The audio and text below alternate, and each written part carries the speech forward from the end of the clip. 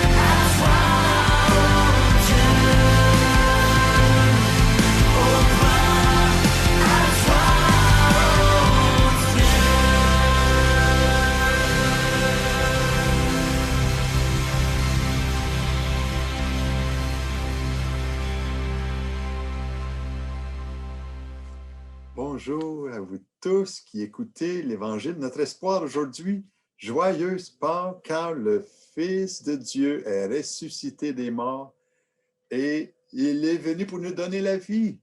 Je vous souhaite la vie d'en haut aujourd'hui. Celui qui est mort et ressuscité, nous le fêtons en ce jour. Et c'est lui qui a pris sur ses épaules nos fautes afin de nous délivrer.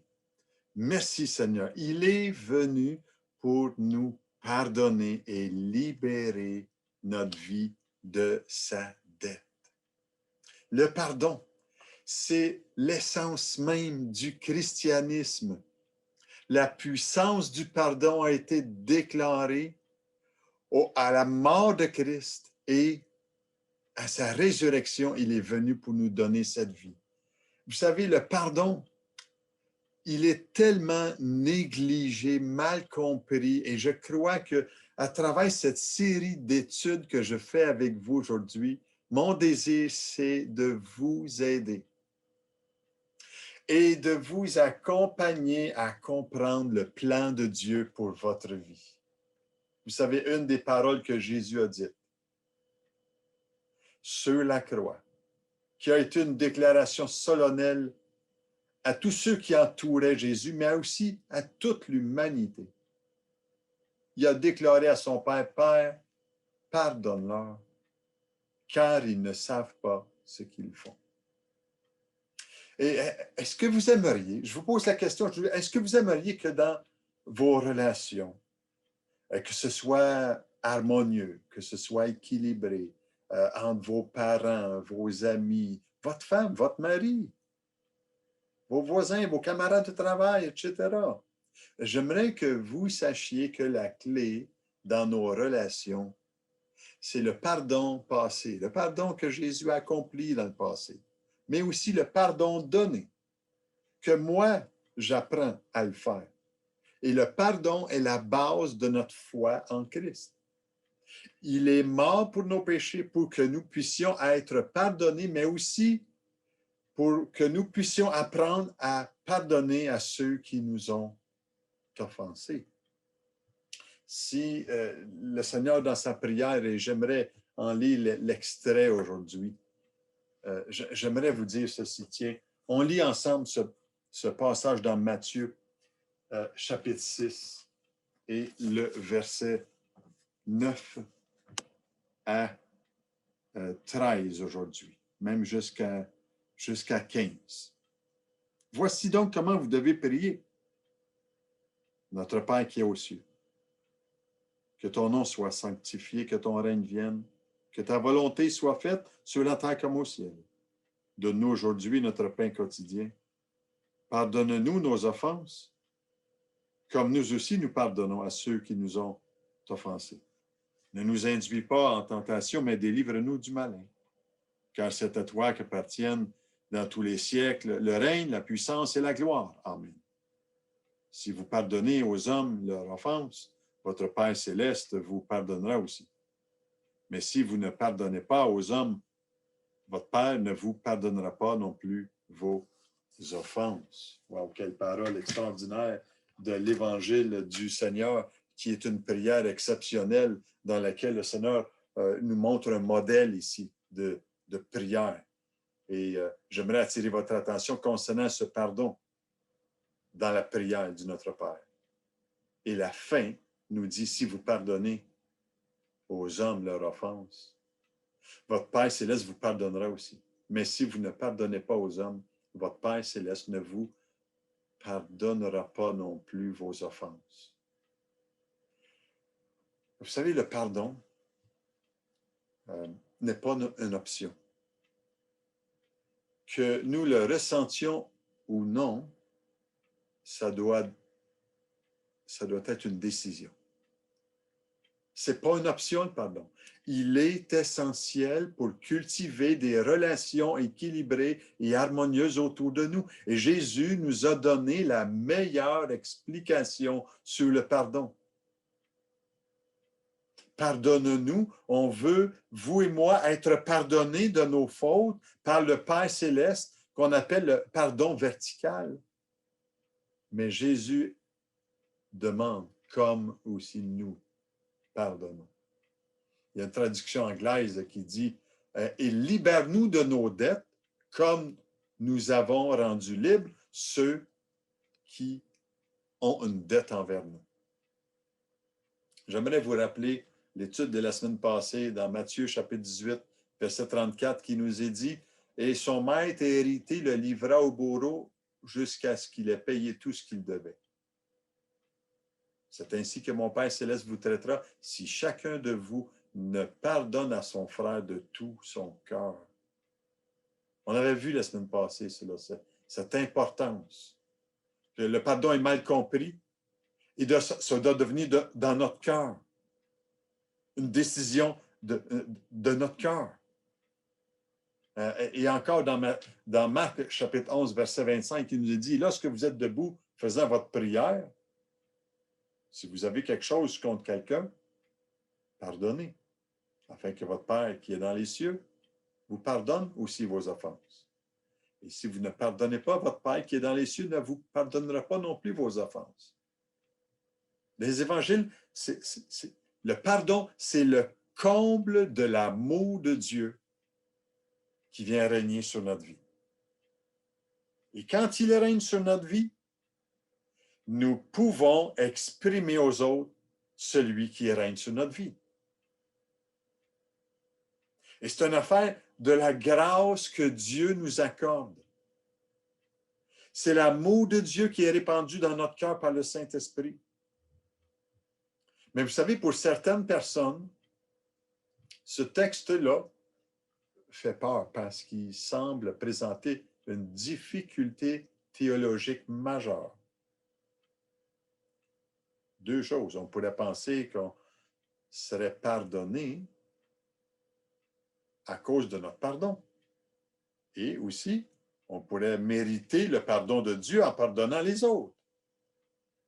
Mais vous savez, dans la prière de ce modèle du Notre Père que Jésus mentionne ici, il semble simple d'exprimer cette prière en apparence, mais j'aimerais que vous sachiez que les choses simples peuvent cacher des profondeurs spirituelles importantes. Et j'aimerais ce matin vous aider. Vous savez, nous aurions peut-être aimé mieux que la phrase qui dit comme « nous aussi, nous pardonnons à ceux qui nous sont offensés » se trouve pas dans le texte, peut-être ici. La phrase aurait dû simplement être dit « pardonne-nous nos offenses », un point, c'est tout. Et vous savez, nous avons l'habitude de dire que le besoin de tous les hommes, c'est de confesser leurs péchés et de demander pardon. Et c'est vrai que la confession et le pardon font partie d'une prière normale. Mais Jésus, ici, veut y ajouter une expression contradictoire pour nous. Il nous dit dans sa prière, « Pardonne-nous comme nous pardonnons à nos débiteurs. » Et Jésus est en train de dire, « Mon Père vous traitera de la même façon que vous traitez les autres. » Et Dieu qui est souverain se limite à ce que nous faisons sur terre. Et il pardonnera de la même façon que nous pardonnons. Dans nos relations, je parle. Je parle de cette relation horizontale qui est notre responsabilité. Celle qui est verticale, le Père l'a réglée une fois pour toutes. Et quand notre vie est réglée avec lui, ce pardon horizontal a besoin d'être pratiqué dans notre vie. Et soit que nous dépendons de la grâce de Dieu, ou bien des œuvres que nous, on essaie par nos propres forces. Mais quand on regarde ce texte de la prière du Notre Père, il n'y a rien d'obscur. Il veut dire exactement ce qu'il dit. Si vous ne pardonnez pas, Dieu ne vous pardonnera pas. Vous signez votre propre sentence de mort dans un sens. Augustin, dans l'histoire, ce théologien des premiers siècles, a qualifié ce texte-là de terrible requête. Et il faisait remarquer que si vous formulez cette prière-là tout en étant méchant et en détestant dans votre cœur une personne, en d'autres mots, vous demandez en fait à Dieu de ne pas vous pardonner. Et si vous dites, pardonne-nous nos offenses comme nous pardonnons à ceux qui nous ont offensés, en refusant de pardonner à ceux qui vous ont fait du tort, cette prière qui devrait être une bénédiction, j'aimerais vous dire, elle devient une malédiction.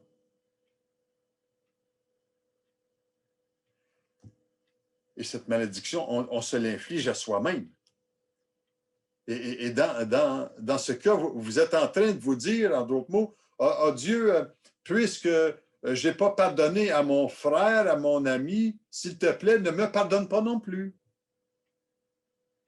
Le prince des prédicateurs, qui s'appelait Charles Spurgeon, disait ceci: si vous prononcez cette prière du Seigneur tout en ayant un cœur qui ne pardonne pas, vous avez éventuellement signé votre propre sentence de mort.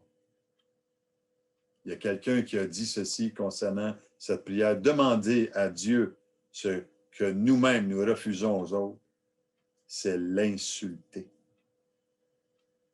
Et j'irai plus loin encore, comme je l'ai mentionné dans ces autres partages que j'ai eus avec vous, Nicky Gumbel, il dit manquer de pardon est comme boire un poison en espérant que c'est l'autre qui mourra. J'aimerais vous donner une petite illustration aujourd'hui d'une femme. Dans mes lectures, j'ai tombé sur cette illustration concernant le pardon et il y avait cette femme d'un chef zoulou dans l'histoire qui a assisté à une réunion de l'armée du salut où elle a entendu parler de Jésus. Puis elle a répondu à cet appel-là. Mais quand son mari a entendu parler de ça, il lui a défendu de retourner à cette rencontre-là sous peine de mort. Mais dans son désir d'entendre encore parler de Jésus, elle y a retourné. Et quand son mari a su ça, il est allé à sa rencontre sur le chemin du retour, puis il l'a battu sauvagement et il l'a laissé pour mort. Et vous savez, à un certain moment, sa curiosité l'a poussé à revenir pour voir qu'est-ce qu'elle était devenue. Il n'était pas là où il l'avait laissé. Mais il a observé des brindilles cassées et qui a fini par la trouver allongée dans des buissons sur le côté. Il s'est penché sur elle avec des yeux cruels envers elle, puis il l'a regardé d'un air méchant, puis il a dit « Et qu'est-ce que ton Jésus peut faire maintenant pour toi? »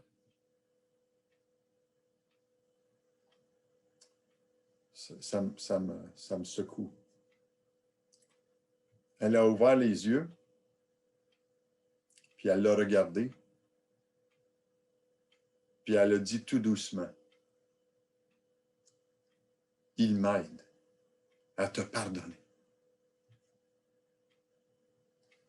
Vous savez, quand on dit « Pardonne-nous nos dettes comme nous pardonnons à nos débiteurs », nous demandons à Dieu de nous pardonner selon le même principe que nous avons utilisé pour pardonner les autres. Et de tous les mots employés dans cette phrase de la prière, le mot le plus important, je crois, pour notre méditation aujourd'hui est ce mot « comme ». Et c'est ce qui relie la première moitié de cette requête avec la seconde, quand Jésus dit « comme ». il fait une comparaison entre notre façon de pardonner et la façon dont Dieu nous pardonne. Et ce texte-là dit que nous établissons un niveau et Dieu va employer le même niveau. Nous choisissons ce modèle et Dieu va utiliser ce modèle dans sa façon de nous traiter. Et quand vous faites cette prière-là en réalisant, vous vous dites en d'autres mots, oh Dieu, agis envers moi comme moi je le fais avec les autres. Ou traite-moi de la même manière que moi j'ai traité les autres. On pourrait dire aussi, ah Dieu, vous savez, j'ai un voisin et je lui ai rendu visite et je lui ai rendu service, je l'ai aidé, mais il a été ingrat pour tout ce que j'ai fait pour lui. Et je suis fâché avec ce voisin-là et je ne lui pardonnerai pas son ingratitude. Puis là, tu te dis, ben, maintenant, Seigneur, traite-moi de la même façon que je traite mon voisin. On peut dire, vous savez, bien des choses, peut-être en disant, oh Dieu, quand on se présente à Dieu dans une circonstance, cet homme-là m'a blessé, je suis fâché contre lui et je suis impatient que tu lui rendes la même chose. Traite-le de la même façon. J'aimerais vous dire, à moins de pardonner, vous ne serez pas pardonné. La parole de Dieu enseigne. Est-ce qu'elle enseigne vraiment ça, qu'est-ce que je vous dis là en ce moment? Est-ce qu'elle enseigne que le pardon que Dieu nous accorde est relié au pardon que nous accordons aux autres? Oui, un grand oui. C'est ce qui est écrit dans la parole de Dieu.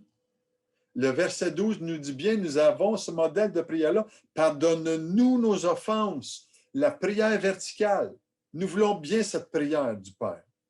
Comme nous aussi, nous pardonnons à ceux qui nous ont offensés. Mais vous savez, Jésus termine ce modèle de prière-là, mais il continue de parler et il ajoute au verset 14, si vous pardonnez aux hommes leur offense, votre Père céleste vous pardonnera aussi. Mais si vous ne pardonnez pas aux hommes, votre Père ne vous pardonnera pas non plus vos offenses. Et vous savez, après nous avoir donné cette prière de modèle, il revient sur cette prière pour y faire un commentaire. Et le seul point que Jésus reprend pour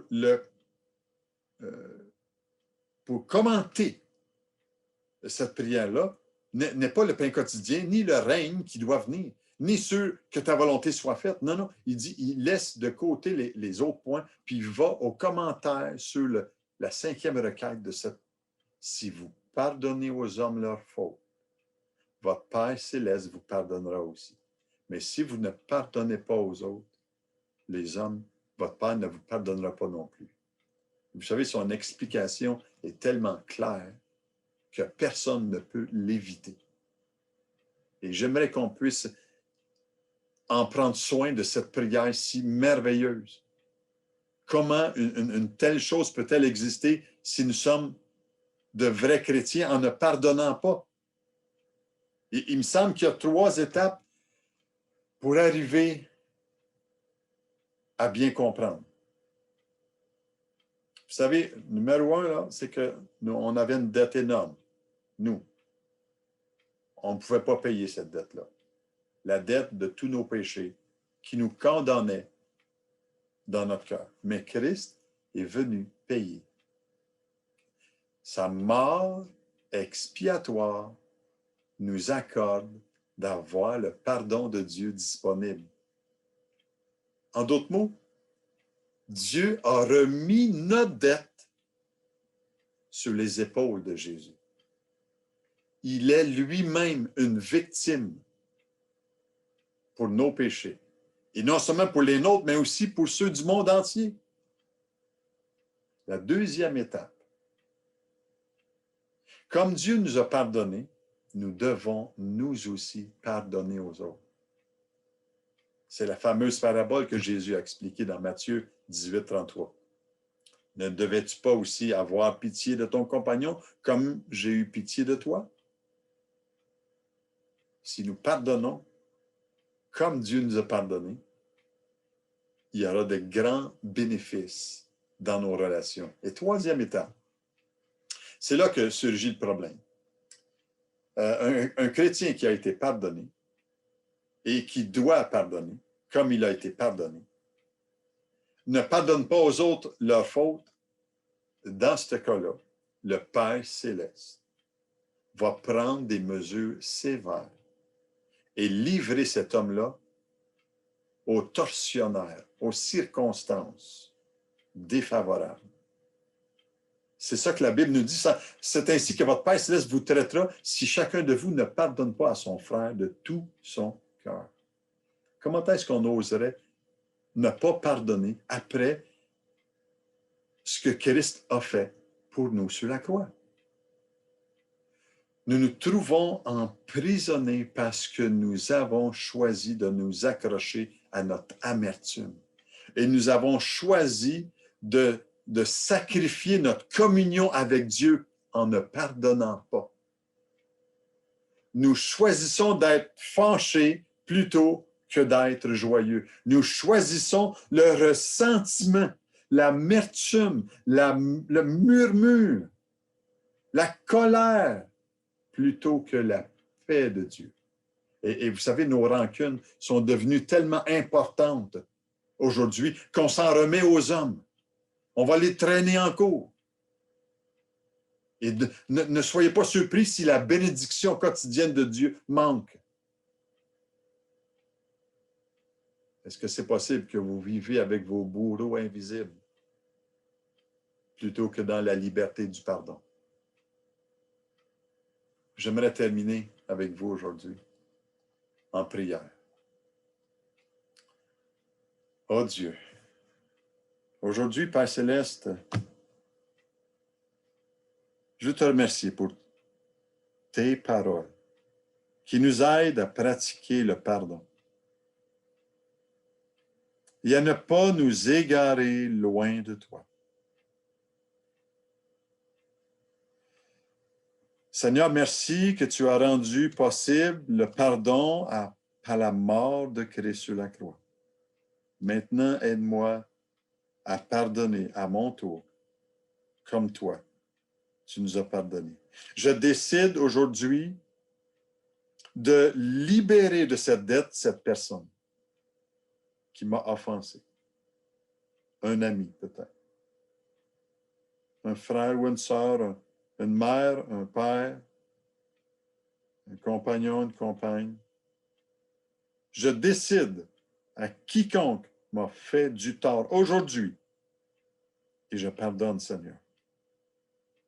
Père Céleste, libère-moi de moi-même aujourd'hui, que je puisse libérer les autres. Pardonne-nous comme nous aussi nous pardonnons. Je prie au nom de Jésus. Amen et amen et amen. Vous savez, la semaine prochaine, nous poursuivons sur la série du pardon afin de bien le comprendre. Voici un chant exceptionnel. Oui, je crois, pour t'approcher aujourd'hui de lui. Prends ce temps précieux. Que Dieu te bénisse en ce jour de Pâques. Notre Père éternel, toi qui as tout créé, Dieu tout-puissant, c'est par ton Saint-Esprit que Jésus fut conçu, Christ notre Sauveur. Oui, je crois en Dieu notre Père, oui, je crois en Christ son Fils, oui, je crois en ton Saint-Esprit, ô Trinité divine. Oui, je crois à la résurrection, que nous vivrons à jamais. Car oui, je crois dans le nom de Jésus.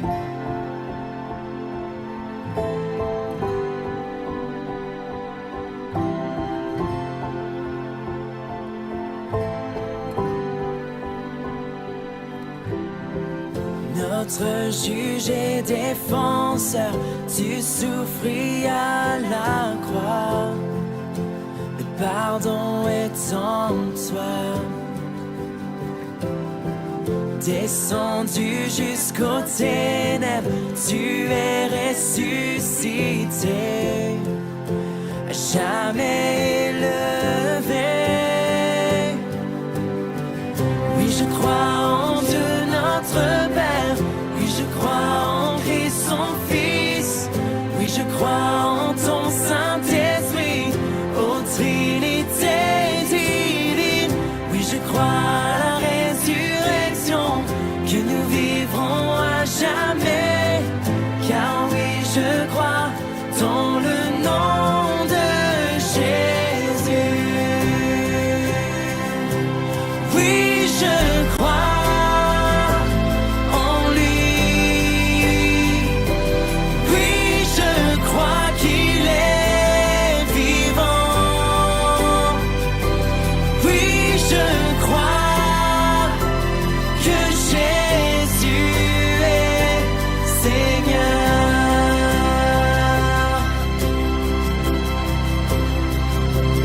Oui, je crois en lui.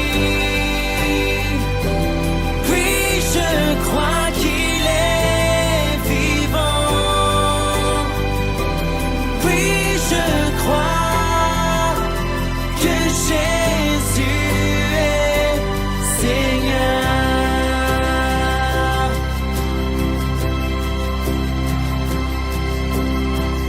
Oui, je crois à la vie éternelle.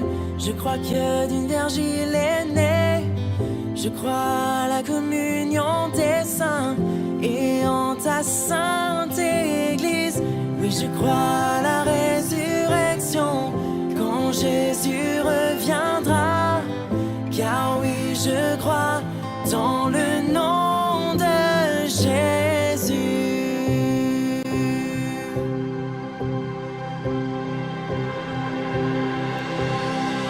Oui, je crois en Dieu notre Père. Oui, je crois en Christ son Fils. Oui, je crois en ton Saint-Esprit, ô Trinité divine. Oui, je crois